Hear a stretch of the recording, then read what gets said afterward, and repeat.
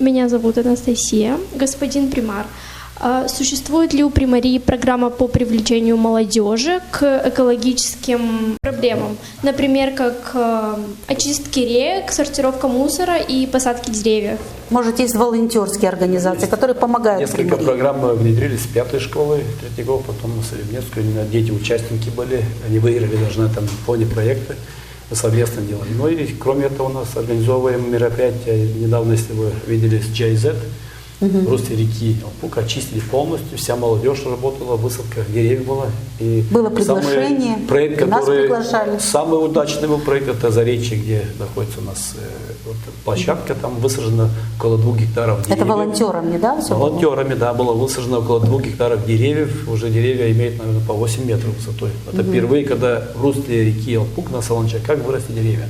Это был такой самый успешный проект, который мы хотим и должны. Я помню, когда вы были у нас в программе, говорили, что планируется база отдыха, да, вдоль реки Ялпук. Этот проект имеет? Идет, обязательно очень. Это у нас после строительства дорог, других, понятно, что очистные мы оставляем на Всемирный банк, там огромные средства, но те проекты, которые позволят нашим жителям зимой и летом, к примеру, заниматься и спортом, это микропруты, это специально отведенные места, мы уже строим первые, уже построили первые колодцы, которые должны выкачивать воду для этих микропрутов. Сейчас работаем над тем, чтобы они работали на солнечных панелях в летний период, чтобы были полностью автономны.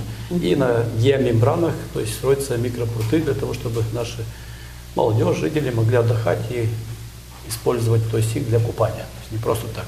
Над этим мы работаем. Там можно будет купаться? Обязательно, для смысла тогда строить, вкладывать средства.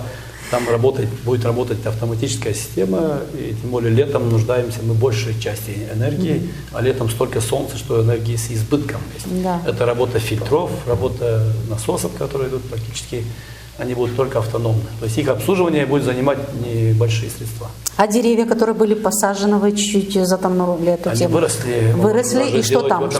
Что за площадка? Там рядом, или парк? Что это нет, будет? Это парковая зона, получается. Рядом у нас площадка была построена. Сейчас, поэтому мы ждали специально 3-4 года увидеть в Солончаках, они как растут. Был завезен чернозем, огромная работа выполнена. Ну и продолжаем дальше. Я знаю, что в исполнительном комитете тоже есть проект сейчас по высадке деревьев. Не знаю, сколько он сможет быть реализован. Но вот Сергей Болгаров, плохо, что здесь с нами нету. Я знаю, что проект через полком около 2 миллионов рублей на высадку деревьев есть по Гагаузии. Где? По всей Гагаузии, по всей Гагаузии, да? У нас будут леса? Ну, надеемся, да. Надеемся, что будут.